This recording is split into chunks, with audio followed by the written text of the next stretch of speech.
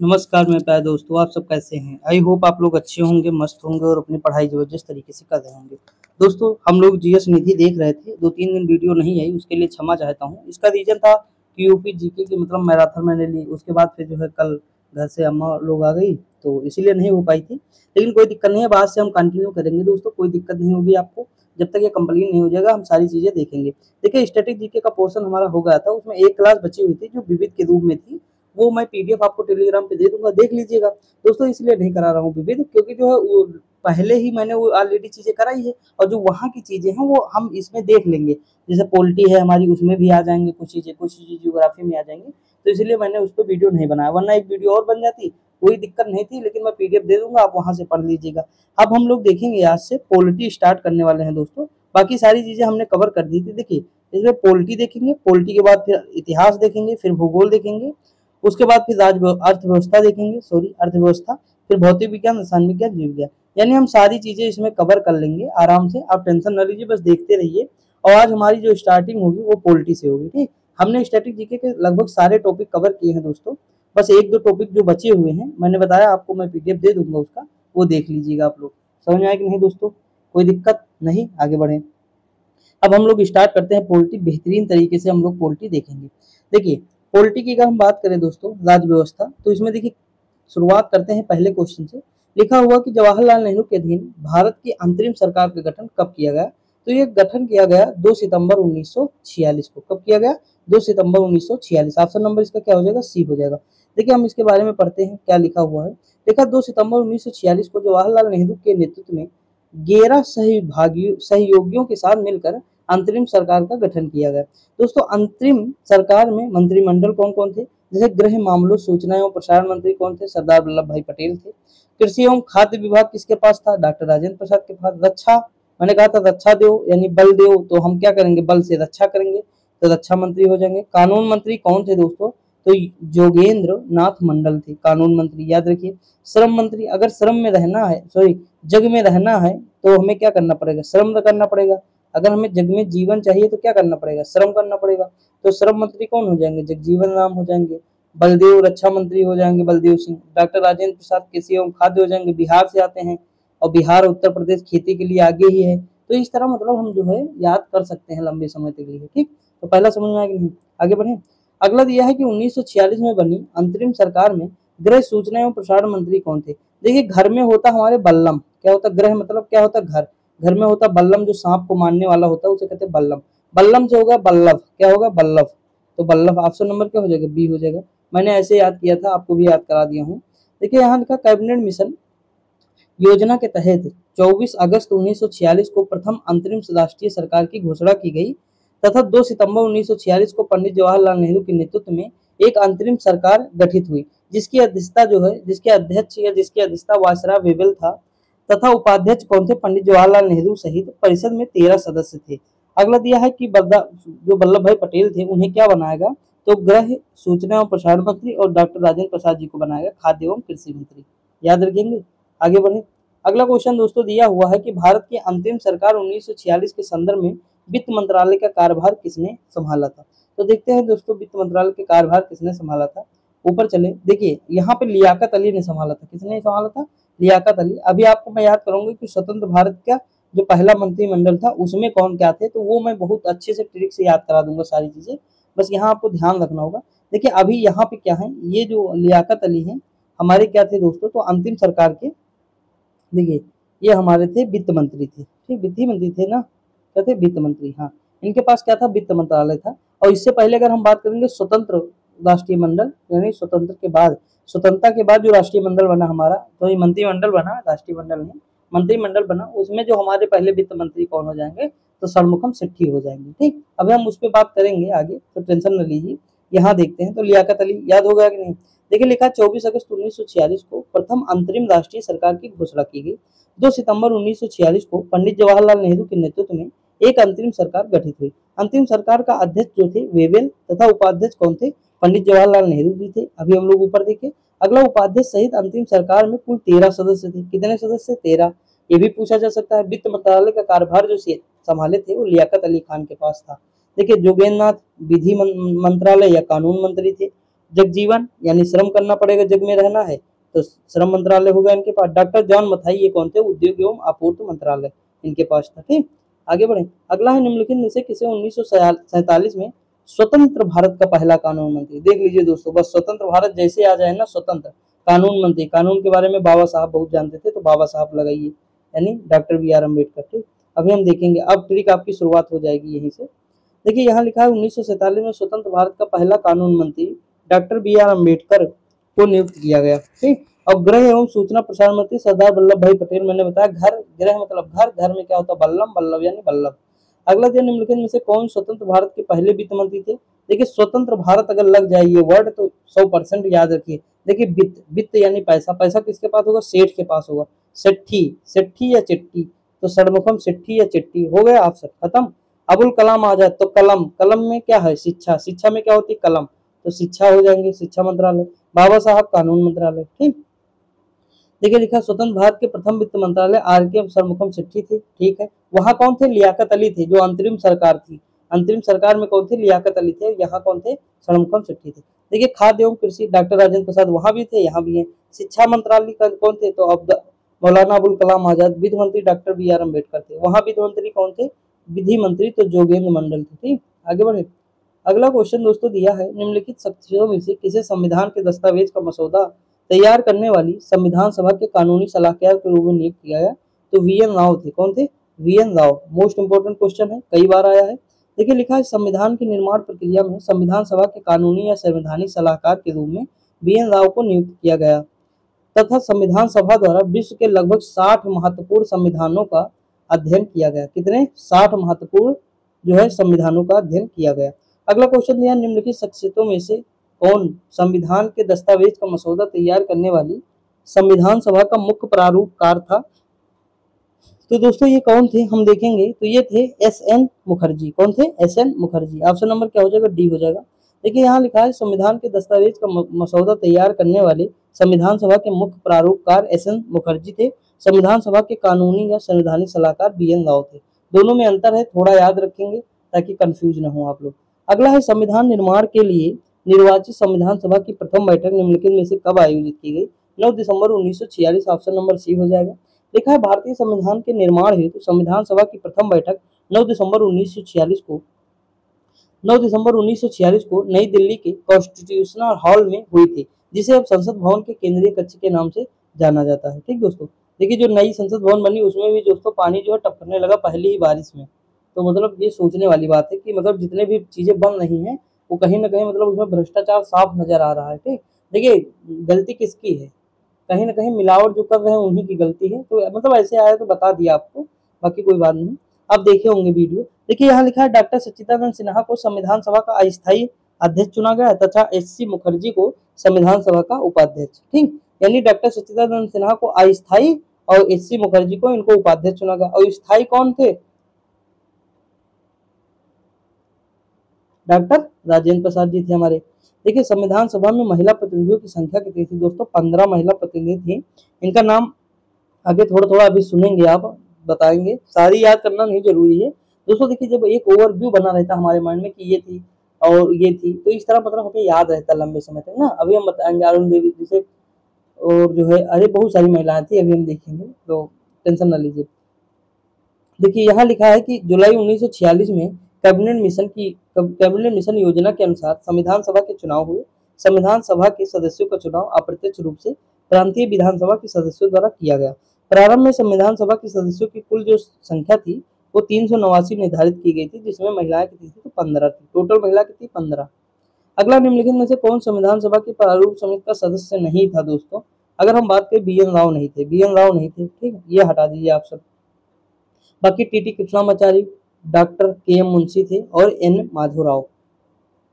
देखिए संविधान के प्रारूप निर्धारण हेतु डॉक्टर बाबा साहब अम्बेडकर की अध्यक्षता में प्रारूप समिति का गठन 29 अगस्त 1900 ये पूछा गया है कि प्रारूप समिति का गठन कब किया गया, 29 अगस्त 1947 को किया गया था। इस समिति के डॉक्टर बी.आर. अम्बेडकर सहित कुल 7 सदस्य थे। इसमें कितने सदस्य, 7 सदस्य थे। देखिए कौन कौन से थे, 2-3 बार पढ़ लेंगे, कोई ट्रिक याद करने की जरूरत नहीं। देखिए पहले अध्यक्ष तो बाबा साहब थे, उसके बाद अल्लादी कृष्ण स्वामी अयंगर थे, गोपाल स्वामी अयंगर थे, के.एम. मुंशी थे, सैयद मोहम्मद सादुल्ला थे। फिर एन माधव राव थे, फिर कृष्णामाचारी थे। डीपी खेतान की जगह कृष्णामाचार्य है और बीएल मित्र की जगह माधव। देखिए एक चीज आप देखो, कृष्ण जी के नाम यहाँ बहुत सारे आ रहे हैं। जैसे देखिए यहाँ देखिए ध्यान से, कृष्ण, गोपाल, उसके बाद देखिए माधव, कृष्णामाचारी आ रहे हैं ना कृष्ण जी के नाम, और के एम मुंशी और सादुल्ला। थोड़ा एक दो नाम आपको अलग से याद करना, बाबा साहब तो भूलेंगे नहीं आप। तो देखिए कृष्ण स्वामी अयंगर, गोपाल स्वामी अयंगर, के एम मुंशी, मोहम्मद सादुल्ला, फिर माधव राव कृष्णामाचारी, माधव राव कृष्णामाचारी। तो इस तरह हम याद कर सकते हैं दोस्तों। अगला निम्नलिखित में से कौन 1946 में मद्रास में निर्वाचन क्षेत्र में संविधान सभा के सदस्य बने थे, मतलब बने थे। तो इसमें कौन है दोस्तों, देख लीजिए। चाहे हंसा जीवराज मेहता, अम्मू स्वामीनाथन, कमला चौधरी। देखिए जो नीचे की तीन महिलाएं हैं दोस्तों, अम्मू स्वामीनाथन से लेकर नीचे की महिलाएं हैं, और जो ऊपर हैं वही मतलब जो है नीचे की महिलाएं मैंने बताया ना। तो इसमें जो अम्मू स्वामीनाथन यही चुनी गई थी। लिखा है कि अम्मू स्वामीनाथन 1946 में मद्रास निर्वाचन क्षेत्र से संविधान सभा में निर्वाचित हुई थी। कहां से? मद्रास से निर्वाचित हुई थी। अम्मू स्वामीनाथन ने मौलिक अधिकारों और निदेशक सिद्धांतों पर बात की थी। स्वतंत्रता के बाद अम्मू स्वामीनाथन 1942 में पहली लोकसभा और बाद में 1954 में राज्यसभा की सदस्य चुनी गई। अगला दिया हंसा जीवराव मेहता, कौन थे? ये मुंबई।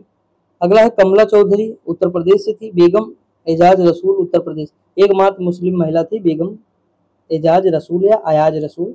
अगला दिया है कि संविधान सभा की मसौदा समिति में शामिल सदस्य कितने थे? 7 सदस्य। अभी हम लोग देखे ऊपर, ठीक, देखें आगे बढ़े। अगला दिया प्रारूप समिति का गठन कब किया गया? तो 29 अगस्त 1947 को हुआ। मसौदा समिति के अध्यक्ष डॉक्टर भीमराव अंबेडकर थे। मसौदा समिति में अध्यक्ष सहित कुल कितने सदस्य? तो 7 संख्या थी इनकी। अगला दिया संविधान सभा ने किस वर्ष में भारत के लिए एक मसौदा संविधान तैयार करने के लिए डॉक्टर बी आर अम्बेडकर की अध्यक्षता में मसौदा समिति का गठन किया? तो ये 1947 हो जाएगा, ऑप्शन नंबर सी हो जाएगा। अगला क्वेश्चन है संविधान सभा के प्रारूप को तैयार करने के लिए 29 अगस्त 1947 को प्रारूप समिति का गठन किया गया। डॉक्टर भीमराव अंबेडकर प्रारूप समिति के अध्यक्ष थे। प्रारूप समिति के अध्यक्ष होने के कारण ही डॉक्टर अंबेडकर को संविधान निर्माता की संज्ञा दी जाती थी। अगला दिया है कि संविधान सभा के उस सदस्य का नाम बताइए जिन्होंने कहा है कि हमारे संविधान की प्रस्तावना में उन बातों को अभिव्यक्त किया गया है जिनके बारे में हमने सोचा था या इतने लंबे समय में जिनका सपना देखा था। किसने कहा है ये पूछा है। सर आल्लादी कृष्ण स्वामी अय्यर सर आल्लादी कृष्ण स्वामी अय्यर। ऑप्शन नंबर क्या हो जाएगा? बी हो जाएगा। इन्होंने क्या कहा? मतलब ये एक भारतीय कानूनी अधिवक्ता और शिक्षा छात्री थे और भारतीय संविधान सभा के सदस्य चुने गए थे। आगे बढ़े, देखते हैं, आगे बढ़ते हैं। अगला क्वेश्चन दिया हुआ है दोस्तों, इन्हीं के बारे में बताया है। नीचे लिखा हुआ है कि ये वर्ष 1929 से 1944 तक इन्होंने मद्रास राज्य के लिए एडवोकेट जनरल का पद भी संभाला था। आल्लादी कृष्ण स्वामी अयंगर जी ने कहा था कि हमारे संविधान की प्रस्तावना में उन बातों की अभिव्यक्ति किया गया है जिनके बारे में हमने सोचा था और इतने लंबे समय में जिनका सपना देखा था। अगला संविधान सभा का 5वां सत्र कब आयोजित हुआ? दोस्तों ये आयोजित हुआ था, 5वां सत्र की बात कर रहा है, ये आयोजित हुआ 14 से 30 अगस्त 1947 के बीच। ये थोड़ा टफ क्वेश्चन बन जाता है दोस्तों, ठीक। देखिए पहला सत्र जो आयोजित हुआ था 9 से 23 दिसंबर के बीच हुआ था, 46 में आयोजित हुआ था। संविधान सभा में कुल 11 सत्र हुए, जिसके बाद हमारे देश का संविधान बनकर तैयार हुआ। 5वां सत्र जो हुआ था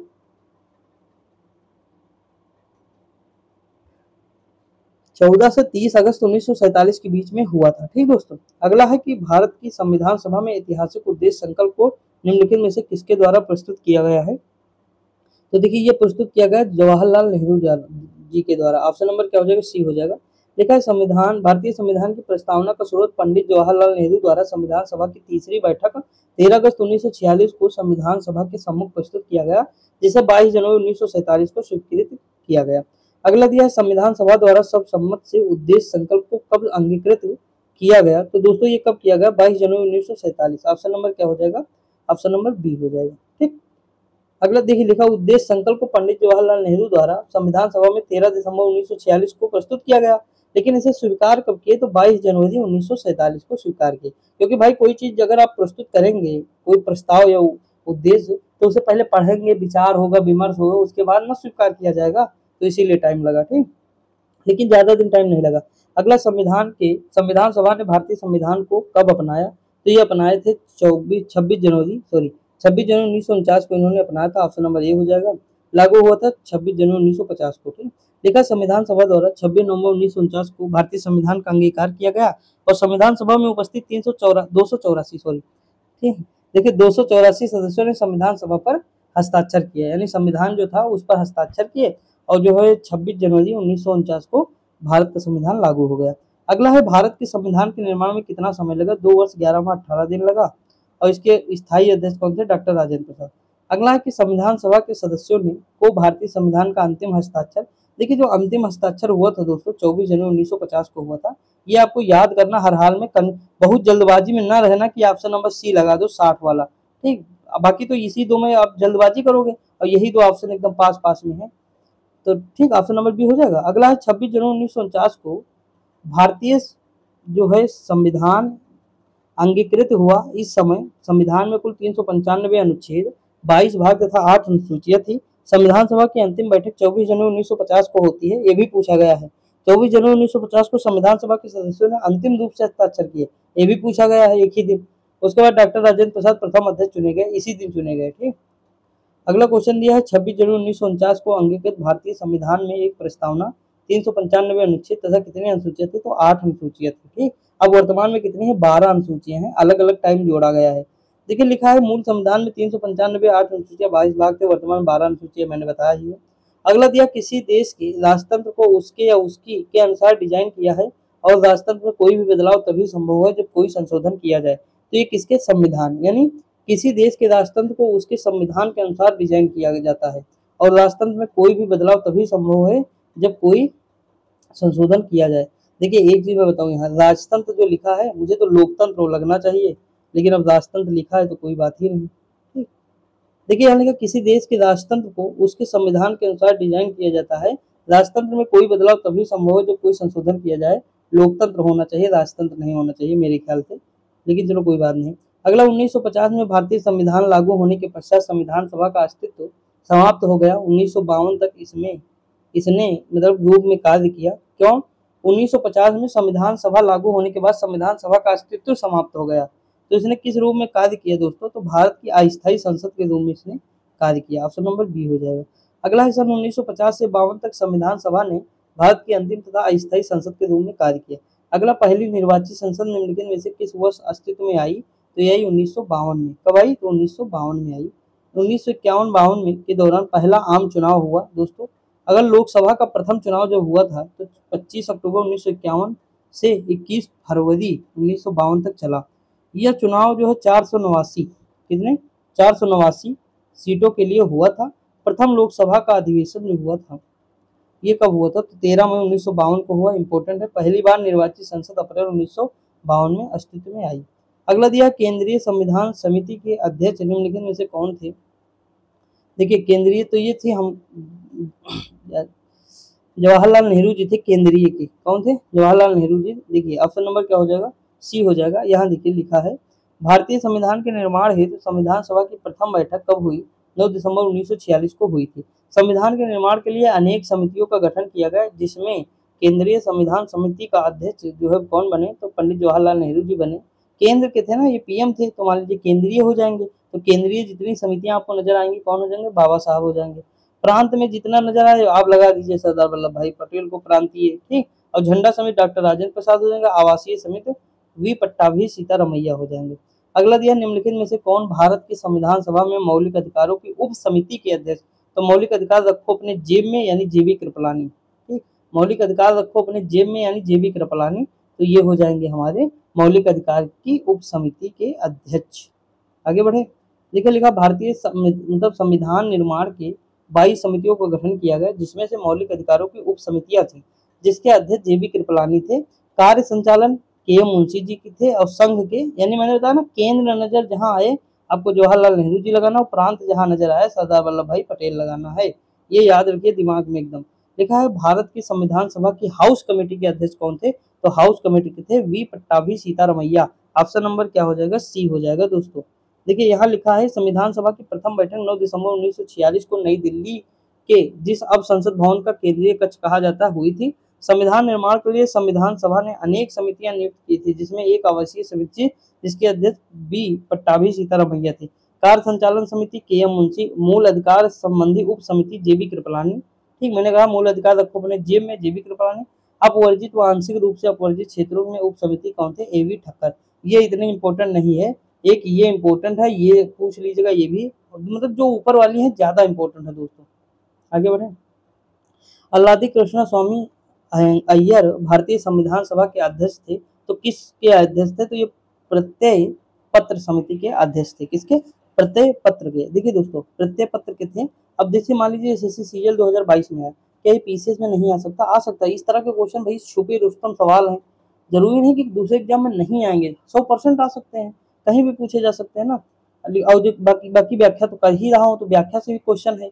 अगला है संविधान सभा की प्रत्यय पत्र समिति के अध्यक्ष अल्लादी कृष्णा स्वामी अय्यर थे। संघ समिति यानी संघ शक्ति समिति जवाहरलाल नेहरू जी थे। अल्पसंख्यक जो है एससी, देखिए अल्पसंख्यक केवल लिखा है, ठीक, वो वहां कौन था? तो वहां मूल अधिकार थे। मूल अधिकार उप समिति कौन थे? तो जेबी कृपलानी थे। अल्पसंख्यक उप समिति एचसी मुखर्जी। अगला दिया है मार्शल लॉ की अवधारणा जो मूल अधिकारों को प्रतिबंधित करती है, किस देश से ली गई है? तो यूके से ली गई है दोस्तों। वित्त द्वारा स्थापित प्रक्रिया जापान से ली गई है। और पंचवर्षीय योजना, मौलिक कर्तव्य यूएसएसआर यानी रूस से लिया गया है। संसदीय सरकार, कानून का शासन आदि ब्रिटेन से लिया गया है। अगला, भारतीय संविधान में उपराष्ट्रपति का पद जो है दोस्तों कहाँ से लिया गया? तो यूएसए से लिया गया। कहाँ से? यूएसए से लिया गया। अब देखिए कहाँ से क्या लिया गया है, ध्यान दीजिए, पूछता है यूएसए से क्या क्या लिया। उपराष्ट्रपति का पद लिया, मूल अधिकार लिए, न्यायिक पुनर्वलोकन लिए, प्रस्तावना लिए, उद्देशिका लिए। ब्रिटेन से संसदीय शासन प्रणाली लिए, एकल नागरिकता लिए, द्विसदनात्मक व्यवस्था लिए। दक्षिण अफ्रीका में संविधान संशोधन की प्रक्रिया। जापान में वित्त द्वारा स्थापित प्रक्रिया। ठीक, इतना हो गया। अगला के स्वतंत्रता, समानता और भाईचारा के नारे की प्रतिध्वनि भारतीय संविधान की प्रस्तावना में सुनाई देती है। तो देखते हैं पहले ऊपर ऑप्शन क्या दिया हुआ है। स्वतंत्रता, तो ये देखिए स्वतंत्रता, समानता, बंधुत्व, ये फ्रांस की क्रांति से लिया गया है। स्वतंत्रता, समानता, बंधुत्व, ठीक, ये तीनों क्या है? फ्रांस क्रांति से लिया गया हुआ है। देखिए संविधान के प्रावधान फिर कहाँ से लिए गए हैं? जैसे जर्मनी के वाइमर संविधान से आपातकाल के दौरान मूल अधिकारों का निलंबन लिया गया 2021 को छोड़ करके। सोवियत संघ मतलब रूस यानी यूएसएसआर, मूल कर्तव्य लिया गया। प्रस्तावना में सामाजिक, आर्थिक, राजनीतिक न्याय के आदर्श है। ऑस्ट्रेलिया में समवर्ती सूची का प्रावधान लिया गया है। संसद के दो सदनों की संयुक्त बैठक का प्रावधान कहाँ से? ऑस्ट्रेलिया से। अगला है, हम अपने संविधान में मौलिक कर्तव्यों को शामिल करने वाला पहला देश कौन सा था? तो दोस्तों ये सोवियत संघ था। कौन था? सोवियत संघ, रूस था। मौलिक कर्तव्यों को अपने संविधान में शामिल करने वाला पहला देश पूर्व सोवियत संघ था। भारतीय संविधान में शामिल किए मौलिक कर्तव्यों को भी पूर्व सोवियत संघ यूएसएसआर के संविधान से लिया गया। देखा, भारतीय संविधान की निम्नलिखित में से कौन सी विशेषता कनाडा के संविधान से नहीं ली गई है? तो ये दोस्तों समवर्ती सूची जो है ऑस्ट्रेलिया से ली गई, ये नहीं ली गई। मजबूत केंद्र वाला संघ, ठीक है। सर्वोच्च न्यायालय की सलाहकारी अधिकारिता केंद्र द्वारा राज्यपाल नियुक्त, सही है। ये सारे लिए गए। कनाडा द्वारा क्या क्या लिया गया देख लीजिए। मजबूत केंद्र वाला संघ लिया गया। सर्वोच्च न्यायालय की सलाहकारी अधिकारिता है। केंद्र द्वारा राज्य के राज्यपाल की नियुक्ति, अवशिष्ट शक्तियां केंद्र के पास, ये लिया गया। आयरलैंड से क्या लिया गया? तो राज्य डीपीएसपी लिया गया। राज्य की नीति निर्धारित लिया गया। राष्ट्रपति द्वारा राज्यसभा में साहित्य, कला, विज्ञान तथा समाज सेवा आदि के क्षेत्रों में ख्याति प्राप्त व्यक्तियों का मनोनयन लिया गया। जो राष्ट्रपति व्यक्तियों को मनोनीत करते 12 सदस्यों को, वो लिया गया आयरलैंड से। ठीक, अब देखिए लिखा भारतीय संविधान का कौन सा उपबंध कनाडा के संविधान से नहीं लिया गया? तो देखिए इसमें से अगर हम बात करें, सॉरी नहीं लिया गया है, जो ये है न्यायपालिका की स्वतंत्रता तो यूएसए से ली गई है। समवर्ती सूची ऑस्ट्रेलिया से ले, ये वाला दोस्तों हो जाएगा लिया गया। उच्चतम न्यायालय का परामर्शदायी क्षेत्राधिकार, ये लिया गया है। ठीक, लिखा है संघात्मक विशेषताएं, अवशिष्ट शक्तियां केंद्र के पास, राज्यपाल की नियुक्ति विषयक प्रक्रिया, संघ एवं राज्य के बीच शक्ति विभाजन, उच्चतम न्यायालय की परामर्श न्याय निर्णयन, उक्त सभी कनाडा के संविधान से लिए गए हैं। न्यायपालिका की स्वतंत्रता यूएसए से ली गई है, यानी अमेरिका से ली गई। अगला है भारतीय संविधान की प्रस्तावना के संविधान से ली गई है। तो प्रस्तावना जो है यूएसए से ली गई है। लिखा है कि प्रस्तावना को अमेरिका के संविधान से लिया गया है, जबकि प्रस्तावना की भाषा ऑस्ट्रेलिया से ली गई है। अमेरिका मौलिक अधिकार प्रस्तावना, न्यायपालिका की स्वतंत्रता, उपराष्ट्रपति का पद, राष्ट्रपति और उस पर महाभियोग लिया गया है अमेरिका से। ब्रिटेन से संसदात्मक शासन प्रणाली है, एकल नागरिकता है, विधि निर्माण प्रक्रिया है, विधि का शासन है, संसदीय विशेषाधिकार है। अगला दिया है भारत के संविधान में किस देश के संविधान से कोई विशेषता नहीं ली गई है? तो चाइना है। क्या है? चाइना। ऑप्शन नंबर बी हो जाएगा। चाइना से हमने कुछ नहीं लिया है। लिखा हुआ है कि भारत संविधान निर्माण के समय संविधान सभा ने लगभग 60 देशों के संविधानों का अवलोकन किया। जो उनकी अच्छी बातें थी उनको निसंकोच ग्रहण किया गया। भारतीय संविधान का सर्वाधिक प्रभाव भारतीय शासन अधिनियम 1935 पर पड़ा। चीन के संविधान में कोई भी स्रोत नहीं लिया गया है, चीन से कुछ नहीं लिया। अगला दिया है, अगला क्वेश्चन दोस्तों क्या दिया हुआ,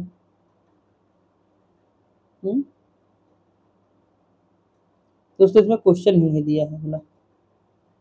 देखिए हम ऐसे पढ़ दे रहे हैं कि मतलब क्या चीज, संघवाद, प्रभुत्व संपन्न, न्याय। देखिए इसमें लिखा होगा कि प्रस्तावना में कौन सा शब्द शामिल नहीं है। देखिए मैं बता रहा हूँ, ऐसे ही देख लीजिए। तो प्रभुत्व संपन्न है, बंधुता है, न्याय है, लेकिन संघवाद वहां नहीं, शामिल नहीं प्रस्तावना में। ठीक है, यहाँ हमको लगता है कुछ कट गया है शायद, कटा तो मुझे नहीं लग रहा, लेकिन पता नहीं, हो सकता है दोस्तों कट जाए, कट गया हो। कोई बात नहीं, छोड़ दीजिए उसे, टेंशन ना लीजिए। सॉरी देखिए यहाँ एक पेज ही हमको लगता है हट गया ना। 36 से हम डायरेक्ट पहुंच गए हैं किस पे, जो है यहाँ पहुंच गया 58, यानी एक बीच वाला पेज हमारा जो है कट गया है। दोस्तों चलिए मैं उसे ज्वाइन कर दूंगा, आप मतलब वो पेज जो है लगा दूंगा। ठीक, एक्चुअली मतलब लिया होगा लेकिन वो छूट गया होगा मुझी से, मतलब जब बनाते टाइम ना छूट गया होगा, गलती होती है, मैं भी इंसान हूँ दोस्तों, हो सकता हो गई हो, लेकिन कोई दिक्कत नहीं, मैं वो जो है लगा दूंगा उसमें, तो आप टेंशन ना लीजिए। देखिए वही है, रिपीट होते रहते क्वेश्चन ना, प्रस्तावना के वगैरह पूछ रहा है, तो प्रस्तावना हम लोग मैक्सिमम पढ़े भी हैं, तो टेंशन की बात नहीं कोई, कि ऐसा नहीं कि क्वेश्चन ना कर पाओ। मैं उसका जो है फोटो आपको टेलीग्राम पे डाल दूंगा, या मैं तो पीडीएफ में ही ऐड कर दूंगा, टेंशन ना लीजिए। देखिए यहाँ लिखा है संघवाद नहीं लिया गया है, बिल्कुल सही है। देखिए प्रस्तावना में शामिल शब्द कौन कौन से हैं, संपूर्ण प्रभुत्व संपन्न, समाजवादी, पंथ निरपेक्ष, लोकतांत्रिक, गणराज्य, सामाजिक, आर्थिक, राजनीतिक न्याय है, यानी 3 प्रकार के न्याय है दोस्तों। अब व्यक्ति, विश्वास, धर्म, उपासना, स्वतंत्रता, 5 प्रकार की स्वतंत्रता की बात कर रहा है। अगला, भारतीय संविधान की प्रस्तावना में किसी व्यक्ति की गरिमा को सुनिश्चित करता है, तो बंधुत्व। इसमें देखिए क्या हो जाएगा, बंधुत्व हो जाएगा। ठीक, अब देखिए लिखा है कि भारतीय संविधान की प्रस्तावना में व्यक्ति की गरिमा, राष्ट्र की एकता और अखंडता सुनिश्चित करने वाली बंधुता बढ़ाने के लिए दृढ़ संकल्प होकर अपनी संविधान सभा में आज दिनांक 26 नवंबर 1949 को इस संविधान को अंगीकृत, अधिनियमित, आत्मसमर्पित करते हैं। अगला दिया है, भारतीय संविधान की प्रस्तावना में प्रयुक्त निम्नलिखित में से किस शब्द पद का अर्थ है विशेषाधिकार का अभाव, तो ये समानता है। क्या है, समानता। देखिए दोस्तों समानता में क्या है, विशेषाधिकार का अभाव हो जाएगा, सही बात है दोस्तों। देखिए कैसे, भारतीय लिखा है, भारतीय संविधान की प्रस्तावना में समानता शब्द पद का अर्थ है विशेषाधिकार का अभाव, यानी विशेष अधिकार नहीं, सब बराबर होंगे। संविधान जैसे समानता का अर्थ समाज की उस स्थिति है जिसमें सभी लोग समान अधिकार या प्रतिष्ठा रखते हैं। स्वतंत्रता, विचार, अभिव्यक्ति, विश्वास, धर्म, उपासना, स्वतंत्रता 5 प्रकार, यानी प्रस्तावना में 5 प्रकार की स्वतंत्रता की बात की गई। अगला है कि संप्रभुता, भारत अपने आंतरिक एवं बाह्य निर्णय लेने के लिए किसी भी राष्ट्र के अधीन नहीं है, यानी हम आंतरिक व बाह्य निर्णय लेने के लिए स्वतंत्र हैं, इसे ही संप्रभुता कहते हैं। अगला, प्रस्तावना को संविधान की राजनीतिक कुंडली के रूप में किसने कहा, तो के एम मुंशी ने कहा। ठीक, प्रस्तावना लिखा है, भारतीय संविधान की प्रस्तावना का प्रस्ताव पंडित जवाहरलाल नेहरू ने 13 दिसंबर 1946 ईस्वी को संविधान सभा में रखा, संविधान सभा के सम्मुख पेश किया। संविधान सभा ने प्रस्तावना को 22 जनवरी 1947 को स्वीकार किया। प्रस्तावना को अमेरिका के संविधान से लिया गया है। प्रस्तावना को संविधान की राजनीतिक कुंडली के रूप में के एम मुंशी ने वर्णित किया है। अगला, प्रस्तावना को भारतीय संविधान की आत्मा या हृदय कहा जाता है। अगला दिया है, प्रस्तावना को भारतीय संविधान की आत्मा ठाकुर भार्गव ने कहा था। लिखा है, प्रसिद्ध केशवानंद भारती 1973 वाद निम्नलिखित में से किस मामले से संबंधित है दोस्तों, तो देखिए इसमें किस है, प्रस्तावना का उत्तरदायित्व। देखिए इसमें क्या कहा गया था कि जो है प्रस्तावना, जो पहले कहा गया था बेलूवाली में कि प्रस्तावना संविधान का भाग नहीं है, लेकिन केशवानंद भारती केस 1973 हुआ, उसमें कहा गया कि प्रस्तावना संविधान का भाग है। देखिए यहाँ लिखा है कि केशवानंद भारती बनाम केरल राज्य 1973 के मामले में उच्चतम न्यायालय ने संविधान की आधारभूत संरचना का ऐतिहासिक सिद्धांत दिया।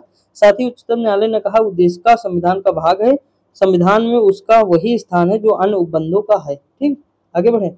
अगला है, भारतीय संविधान के किस अनुच्छेद में कहा गया है कि भारत अर्थात इंडिया राज्यों का संघ है, अर्थात ऑप्शन नंबर ए हो जाएगा, आर्टिकल 1 में कहा गया है। देखिए लिखा है, भारतीय संविधान के अनुच्छेद 1। देखिए हमारे कितने टॉपिक कंप्लीट हुए, हमने संविधान सभा पहले ही देखा, मतलब प्रस्तावना से पहले जितनी भी चीजें थी संविधान सभा को लेकर, निर्माण को लेकर संविधान के, ये सारी चीजें हमने कवर की। प्रस्तावना हमने देख लिया, प्रस्तावना के जितने क्वेश्चन बन रहे थे हमने वो कवर कर लिए।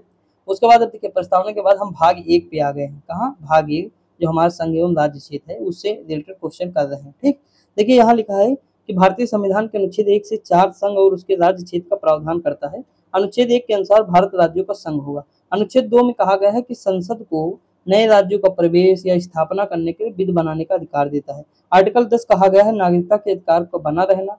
11 में कहा है नागरिकता के संबंध में संसद को कानून बनाने का अधिकार है और नागरिकता गृह मंत्रालय के अधीन आ जाएगा।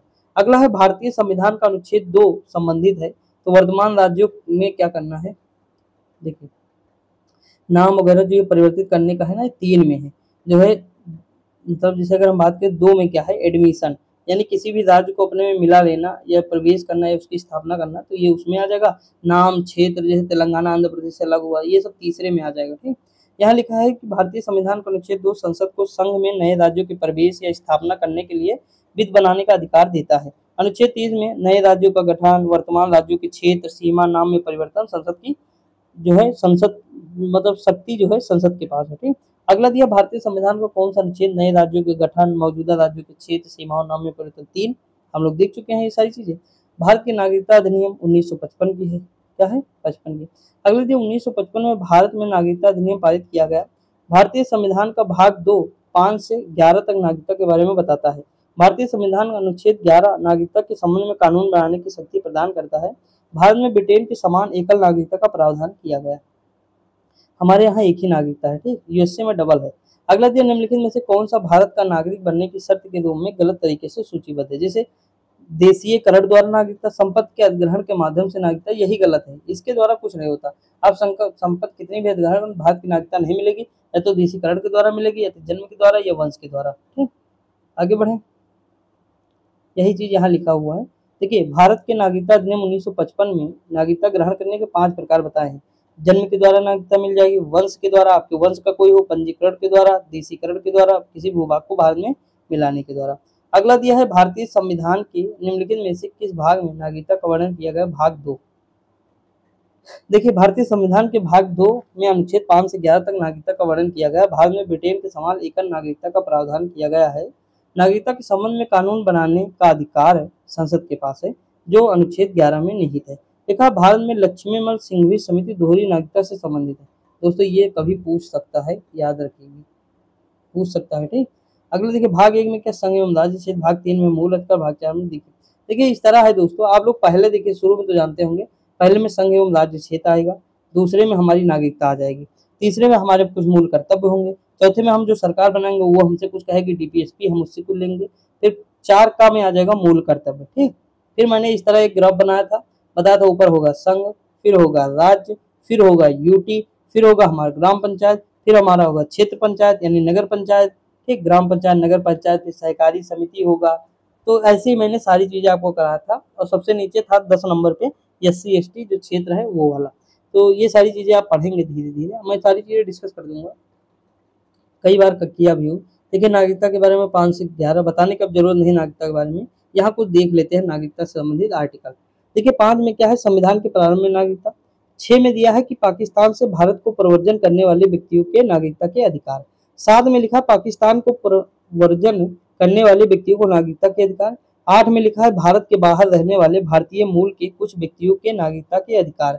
9 में लिखा है स्वेच्छा से किसी विदेशी राज्य की नागरिकता अर्जित करने पर व्यक्तियों भारत में नागरिक नहीं रहेगा, यानी अगर हम कहीं दूसरे देश की नागरिकता लेंगे तो भारत की नागरिकता अपने आप ही समाप्त हो जाएगी। ठीक, वही चीज दिया हुआ। 10 में दिया नागरिकता का बना रहना, यानी जो नागरिक हमारे यहाँ नागरिकता का बना रहना। 11 में दिया है संसद द्वारा नागरिकता के अधिकार विधि द्वारा विनिमय। दोस्तों ये याद रखिए, ये याद रखिए, 9 याद रखिए, ये याद रखिए, बस 2-3 मतलब ज्यादा नहीं, 3-4 आर्टिकल याद रखिए बस इसमें। देखिए लिखा भारत के संविधान का निम्नलिखित में से कौन सा अनुच्छेद पाकिस्तान से भारत आने वाले व्यक्तियों की नागरिकता, तो भारत पाकिस्तान से जो भारत आएंगे 6 में आएंगे कि नहीं दोस्तों, समझ आया कि नहीं। अनुच्छेद 4 में क्या है, कहा गया है संसद द्वारा अनुच्छेद 2 व 3 के अंतर्गत संविधान में संशोधन करने वाले कानून नहीं समझे जाएंगे। अगला अनुच्छेद 5 में कहा गया है कि संविधान के प्रारंभ में नागरिकता के बारे में कहा गया है। 6 में जो है पाकिस्तान से आने वाले व्यक्तियों की नागरिकता के अधिकार। और उसके बाद यह है भारतीय संविधान के अनुच्छेद 7 में पाकिस्तान को प्रव्रजन करने वाले जो है माइग्रेंट जो कहते हैं व्यक्तियों की नागरिकता के बारे में प्रावधान। देखा अमेरिका के मामले में दोहरी नागरिकता से आप क्या समझते हैं। देखिए अमेरिका के बारे में कहा गया है, देखिए पहला ऑप्शन देखिए सबसे बड़ा है, ठीक, देश की नागरिकता के साथ वहाँ उस संगठन या राज्य की नागरिकता है जहाँ व्यक्ति पैदा हुआ है, मतलब देश की तो नागरिकता है ही है, उसके साथ जहाँ जिस राज्य में वो पैदा हुआ, जैसे अमेरिका में 50 राज्य हैं, उस राज्य में जिस राज्य में वो पैदा होगा वहाँ की नागरिकता उसे मिल जाएगी। जैसे हम यूपी में पैदा हुए तो हमारी देश की एक तो नागरिकता होनी चाहिए, एक यूपी की, तो दोहरी नागरिकता हो जाएगी। तो अमेरिका में यही है, लेकिन हमारे यहाँ हम लोग यूपी वाले नहीं, हम लोग इंडियन हैं यानी भारतीय हैं। ठीक, इस तरह है। अगला दिया है, कहने को तो कहते हैं ना यूपी वाले हैं, लेकिन अगर हमारी नागरिकता पूछे तो इंडियन है केवल। लिखा है अमेरिका की दोहरी नागरिकता से आशय यह है कि किसी व्यक्ति के पास अमेरिका देश की नागरिकता के साथ वहां उस संगठक राज्य की नागरिकता भी होती है जहां वह व्यक्ति रहता या पैदा होता है। निम्नलिखित में से किसी भारतीय संविधान द्वारा लागू किया गया है? तो भारतीय संविधान द्वारा लागू किया जा सकता है, किया जा सकता है तो मौलिक अधिकार है। ठीक दोस्तों, आगे बढ़े। देखिए अगला दिया है क्वेश्चन, क्या दिया है, भारतीय संविधान के भाग 3 में अनुच्छेद 12 से 35 तक मूल अधिकारों का उल्लेख मिलता है। मूल अधिकार या मौलिक अधिकारों को संविधान द्वारा लागू किया जा सकता है, अर्थात मौलिक अधिकारों के हनन पर उच्चतम न्यायालय उच्च न्यायालय दोनों जगह जाया जा सकता है। अगला दिया है भारतीय संविधान का कौन सा भाग मूल अधिकारों से संबंधित है? तो भाग 3 हो जाएगा दोस्तों। यहाँ लिखा है कि भारतीय संविधान का भाग 3 12 से 35 मूल अधिकारों के संबंध में भारतीय संविधान का भाग अमेरिकी संविधान के बिल ऑफ राइट्स से प्रेरित है। भारतीय संविधान द्वारा अपने नागरिकों को व्यापक मूल अधिकार प्रदान किया गया है।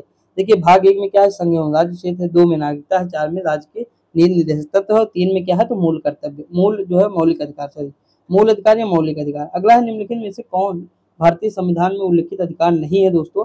तो देखिए यहाँ स्वतंत्रता का अधिकार है, मौलिक अधिकार, मतदान का अधिकार हमारे में नहीं लिखा है, ऑप्शन नंबर बी हो जाएगा। ठीक दोस्तों, अब देखिए संविधान में वर्णित मौलिक अधिकार हैं, देखिए कौन कौन से हैं दोस्तों? समानता का अधिकार है, 14 से 18 है। स्वतंत्रता का अधिकार 19 से 22 है। शोषण के विरुद्ध अधिकार क्या है तो 23-24 है। उसके बाद धर्म की स्वतंत्रता का अधिकार, मतलब धर्म की स्वतंत्रता का अधिकार है 25 से 28 है। संस्कृति एवं शिक्षा संबंधी अधिकार जो है 29-30 है। संवैधानिक उपचारों का अधिकार आर्टिकल 32 है। ठीक, अगला है किस वर्ष 44वें संविधान संशोधन द्वारा संपत्ति के अधिकार को मूल अधिकार की सूची से हटा दिया गया है? तो 1978 के द्वारा।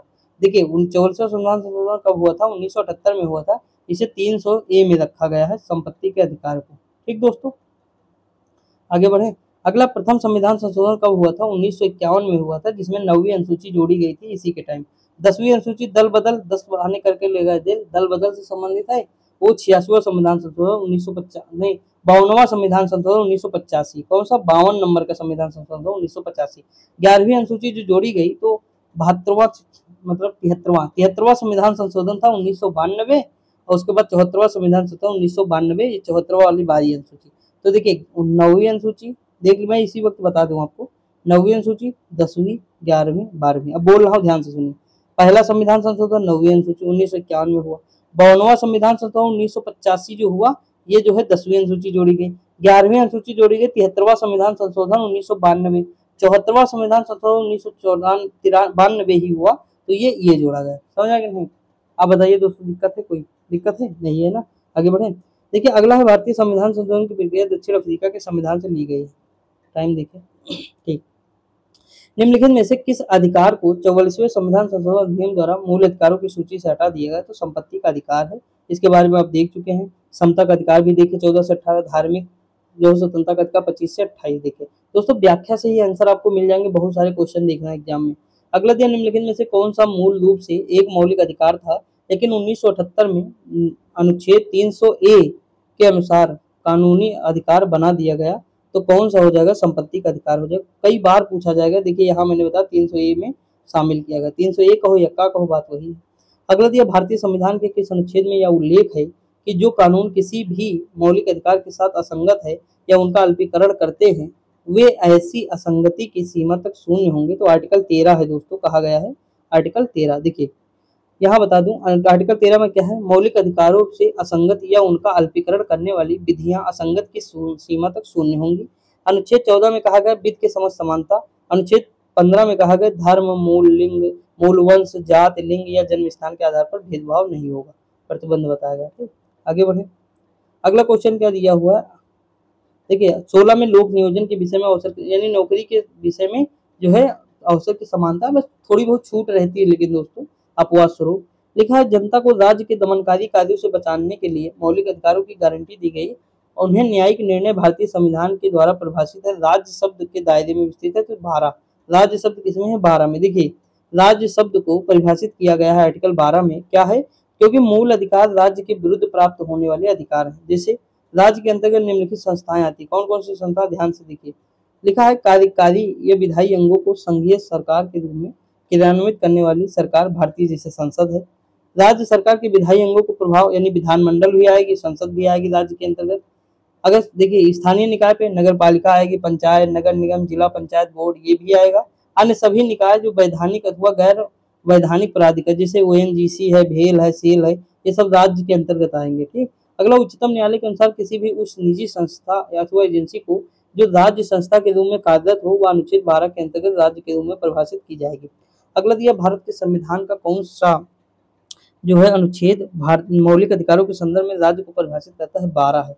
देखिए कितना मतलब इम्पोर्टेंट है दोस्तों, है कि नहीं इम्पोर्टेंट।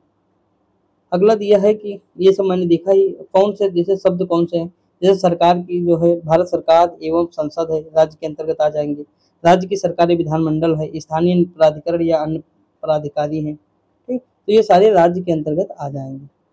अगर हम बात करें कि निम्नलिखित में से किस अनुच्छेद में मौलिक अधिकारों के साथ असंगत अथवा उनका अल्पीकरण करने वाले कानूनों का उल्लेख किया गया है? तो आर्टिकल 13 है। दोस्तों एक बार मैं फिर बता दूं, आपको डेली वीडियो 4:30 बजे मिल जाएगी, टेंशन ना लीजिए, डेली मिलेगी। मैं जो है कहीं भी रहूं लेकिन अब आपको वीडियो मिल जाएगी। एक दिन पहले बना लिया करूंगा ना तो टेंशन नहीं रहेगी। 2-3 दिन नहीं आई है उसके लिए क्षमा चाहता हूँ दिल से, लेकिन जो चीज़ें मैं पढ़ाता हूँ ऑथेंटिक होती हैं, सारी चीज़ें मतलब बहुत बेहतरीन तरीके से कोशिश करता हूँ कि आपको सारी चीज़ें बता दूँ। ठीक दोस्तों, तो मिल जाएंगी, कोई बात नहीं है।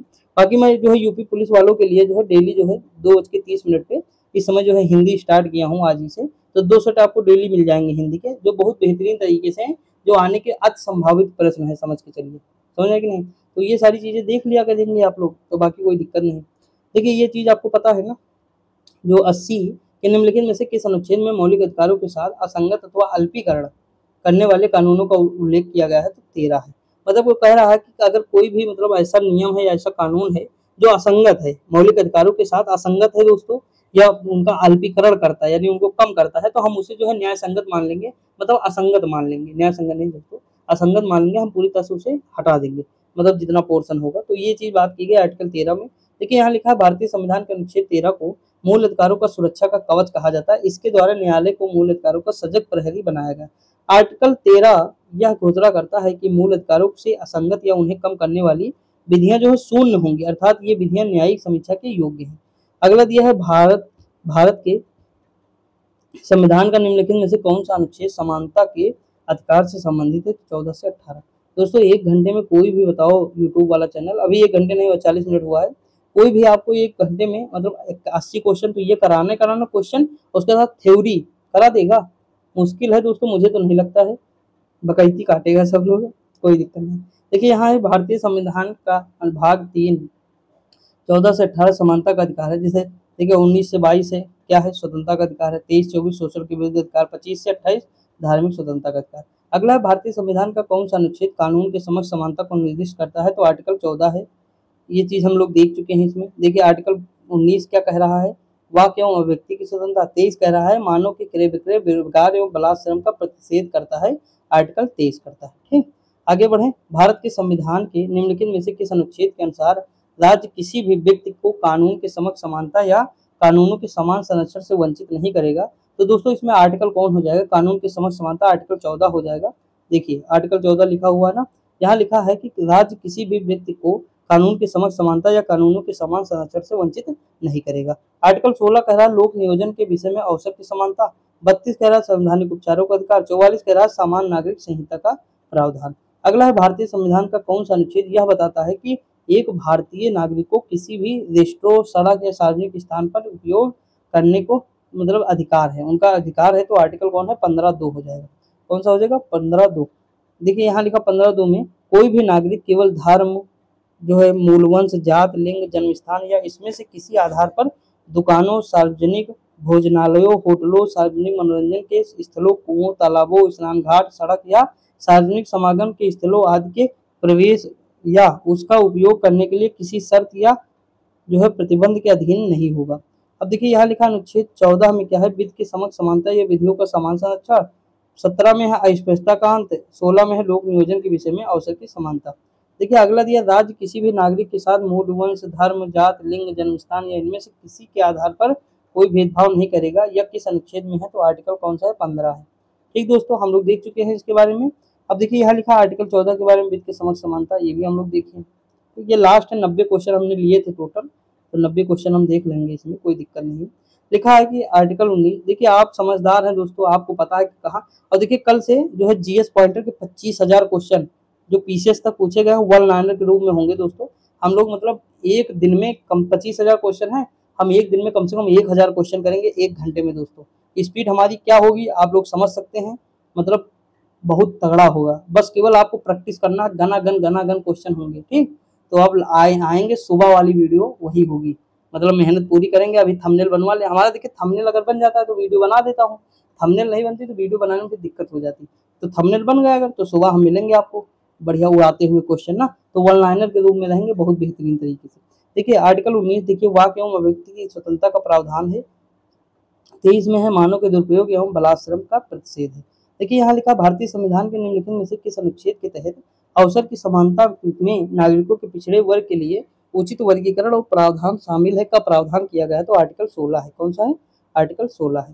देखिए लिखा आर्टिकल 16 नियोग नियोजन में अवसर की समानता है। 16(1) में है राज्य के अधीन किसी भी पद नियोजन अथवा नियुक्ति के संबंध में सभी नागरिकों को समान अधिकार प्राप्त होगा। 1 में फिर है केवल प्रारंभिक नियुक्ति के मामले में ही नहीं बल्कि पदोन्नति, पदच्युत, वेतन, अवकाश, ग्रेजुएट, पेंशन आदि में भी लागू होगा। 16 में कहा गया है, 16(2) में कहा गया है कि कोई भी नागरिक केवल धर्म, मूलवंश, जात, लिंग, जन्मस्थान, निवास स्थान, उद्भव इनमें किसी एक आधार पर राज्य के अधीन नियोजन या किसी पद के संदर्भ में अपात्र नहीं होगा, इससे विभेद नहीं किया जाएगा। अगला दिया है कि 16(3) में कहा गया संसद विधि बनाकर लोक नियोजन के मामले में किसी भी राज्य या संघ राज्य क्षेत्र में निवास संबंधी जो है शर्तों को लागू कर सकती है। अब देखिए 16(2) एक अपवाद है इसमें।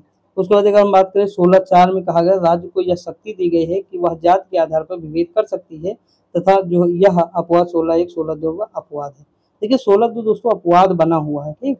एक तरफ कहेगा जैसे देखिए शर्त क्या है, वह वर्ग पिछड़ा हुआ है, उस वर्ग को राज्य के अधीन सेवाओं में पर्याप्त प्रतिनिधित्व ना हो। देखिए 16(5) में है किसी धार्मिक या सांप्रदायिक संस्था के किसी अधिकारी या सदस्य के रूप में किसी विशिष्ट धर्म या समुदाय के लोगों को नियुक्त करने का प्रावधान करती हो। 16(6) में कहा गया राज्य को राज्य की नौकरियों में नियुक्ति में पहले से ही आरक्षित वर्गों को छोड़कर समाज के आर्थिक रूप से कमजोर नागरिकों के लिए आरक्षण का प्रावधान करने का अधिकार देता है। देखिए अगला क्वेश्चन दिया है कि भारतीय संविधान का निम्नलिखित में से कौन सा अनुच्छेद लोक नियोजन यानी सरकारी नौकरी के विषय में अवसर की समानता, तो 16 हो जाएगा। और देखिए 17 में है अस्पृश्यता का अंत, 18 में उपाधियों का अंत, 15 में धर्म, मूलवंश, जात, लिंग, जन्मस्थान के आधार पर विभेद का प्रतिषेध।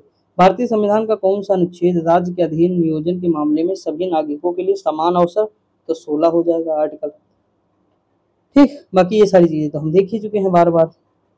देखिए अगला है कि भारत संविधान का कौन सा अनुच्छेद स्पष्ट करता है कि आरक्षण जैसी नीतियां समानता के अधिकार का उल्लंघन नहीं करती हैं, तो ये कौन सा हो जाएगा? 16(4) हो जाएगा दोस्तों, ठीक।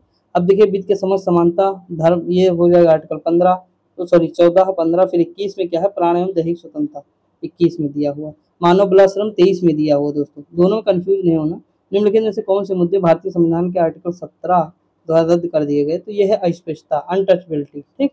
तो ये दोस्तों यहाँ पे हमारे 90 क्वेश्चन हो जाते हैं। मैंने 90 क्वेश्चन सोचा था 1 घंटे में पूरे कराऊंगा, बीच में थोड़े 10 क्वेश्चन नहीं है तो उसके लिए क्षमा चाहता हूँ, लेकिन कोई दिक्कत नहीं, मैं उसकी जो वो डाल दूंगा, पीडीएफ जो डालूंगा तो वो भी डाल दूंगा वहीं पे, तो देख लेंगे आप लोग।